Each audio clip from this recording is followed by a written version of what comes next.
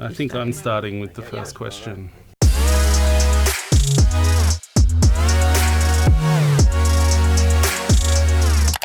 Why did you decide to study liberal arts and science?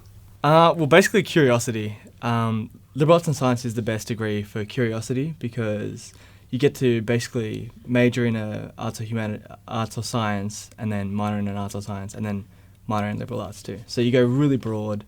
I mean, it's really interesting. You get to learn lots of soft skills like writing and communication and stuff like that. So it's really broad and fulfills your curiosity. Who should study liberal arts and science? Everyone. Everyone should study it because it's such a broad generalist degree, and particularly for all-rounders, I think, people who either have passions in arts and science rather than one or the other. I think it's one of those degrees that allow you to fulfil all of those needs.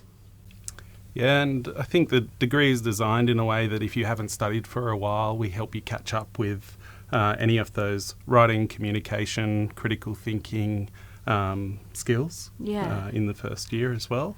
And I think when we designed it in 2009, it was the only degree at Sydney University that offered those skills separate to your major and your sequence. So that means you could think critically, you could write critically, independent of what your major was, and then you could use those skills in writing your major. And that's complete unique Sydney University experience. There is no other BLAS degree at any other university.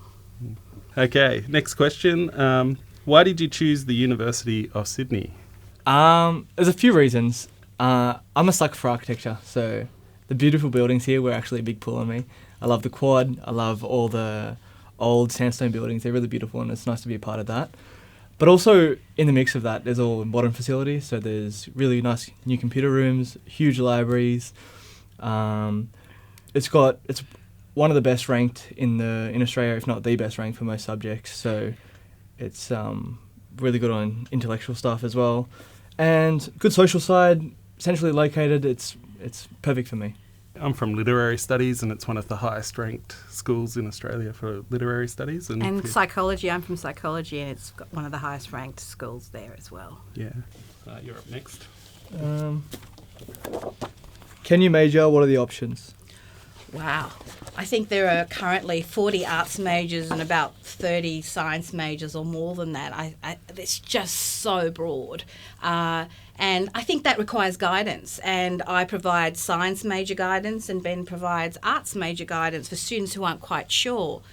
And it also gives, the way it's designed, the option for you to change your major. You might have thought you were a science major and started some science subjects and then realised you really loved arts. And there's room for you to switch, I think, during the degree, which is also a good thing. Yeah, you must major Yes. in either science or arts. And sometimes students can move from one to the other if they try one out and decide to do something else. That's right. In arts, it can be anything like art history, theatre and performance studies, any languages are also in the arts. And in science, you've got anything from anatomy to psychology to biology. Yeah, absolutely.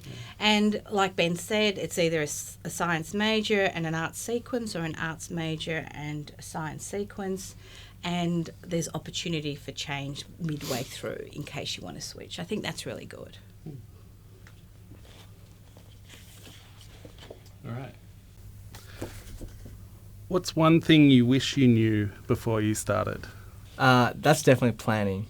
Planning is essential at uni, and it happens on all levels. So you need to plan your whole degree out so you know what units you're going to do in what semesters. That's also really important for exchange because you want to kind of save most of your electives for exchange and know when you're going to go, which will probably be second semester, second year if you go as early as you can, but you can also go in third year. Right. You also want to plan your units because you're going to be spending hours and hours on them. So looking up what units most interest you and planning them in advance rather than just waiting for the semester to come and picking in a rush. Yeah. And finally, you want to plan your semester when you're in it. So you know when your assignments are due, allocating time to assignments and extracurriculars, and because it really rushes up on you. If you think you can just do the assignment like that week, you're going to be really under the pressure. Yeah. Whereas if you assign it a bit earlier and start planning for it earlier, you perform much better. And planning, Mitch, is a real life skill too, isn't it? Yeah. Because a lot of us have deadlines coming all together, and assignments aren't any different. So if you've got 4 assignments due in 1 week, you've got to plan which ones to start earlier so that not everything's due at the same time, and you give yourself that time to process material to write a really good assignment. I think planning's essential.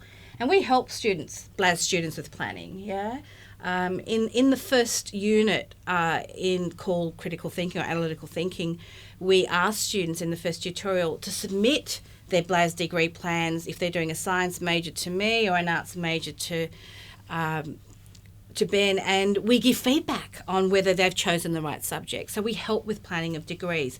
And again, that's a unique aspect of the BLAS degree. There's that one-on-one degree director feedback on a degree plan that's colour-coded, that we've created, that gives students a pathway where they know that they're going. And I always tell students, print that degree plan once we've approved it, put it up on their study wall, and then they'll know where they're going. And I think that's really important for first years who kind of get overwhelmed with what they need to choose at university. Yeah, these days you screenshot it and it's your phone screensaver. Oh, okay. Yeah, that's probably the new age. Yeah. Poor Ben, I've sent him, I don't know how many emails saying, is my degree plan all right? Because I really want to make sure everything's in line. Mitch. And he's always been quick to reply. And Yeah. Thank you. Students who contact us in second year often say, I wish I knew I could have contacted you week 1 to help get a degree plan. Yeah.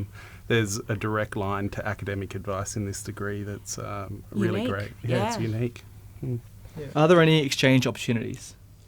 Yes, there are, Mitch. I think you're a living example of there being some. So I guess rather than Ben and I talking about this, maybe tell us a little bit about what you did on exchange in the BLAS degrees. Yeah, so I went on exchange in second semester of second year to Dublin in Ireland. Wow. Yeah, I had my heart set on that. I said in the exchange application that, that that I did wanted you go to to go Trinity there. College? Yeah, Oh, there. Yeah, beautiful. it's amazing. Yeah. So you can go anywhere in the world. UCIT is partnered with so many different universities, whether it be America, South America, anywhere in Europe. It's really, you can go anywhere, and it's important to, again, plan. Yeah, you want to look up all the exchange partners. You want to save your electives for those, for that exchange if you do have electives, which you do in BLAS. Yeah, you've got 12 credit points of electives. Yeah, you want to, and it was really the best experience of my life. Exchange was just incredible. You really feel like you mature as a person by living overseas, making friends overseas, doing a bit of travel while you're there. Yeah. It was just amazing, and I recommend it to absolutely everyone. You have to go on exchange. It's so much fun. And I think from an academic, sorry Ben, I'd add that just get some feedback from unit coordinators here that the exchange unit over where you're going to study is equivalent to what they'll approve here. I think it's really important to kind of sort all that out before you go. You have to get on really early because it takes a lot of time going through the administration, so you want to be thinking about it like over a year in advance. About where you want to go, filling out your unit approvals, all that kind of stuff. You want to start really early so you can have a good, clean exchange. Yeah, I remember the email from you, Mitch, saying, I'm thinking of going on exchange. Is it going to work out? And looking at your degree plan, it was perfect timing to go second semester, second year, and use your electives to be able to get more choice while you're overseas. Absolutely. Yeah. Lucky last. What career opportunities are there? Take it away, Ben. Well, good news, Mitch. Yeah. You're about to graduate, and there are lots of career opportunities. I tell a story of a student we had a few years ago who majored in anatomy and histology and did a sequence in arts, in writing and communication and digital cultures. And for her, that meant when she went out and applied for jobs in science labs, she could also point to something on her degree that showed her communication skills and her ability to talk about really complex science issues to non-specialist audiences. And that actually got her across the line for the job. So she found herself working in a really exciting lab, producing new knowledge and doing new and interesting things. And she got to the opportunity to talk about that outside of that specialist environment as well. Yeah, so it's like the liberal studies skill set that we have built into the degree help with the communication of the content they've learnt in their major.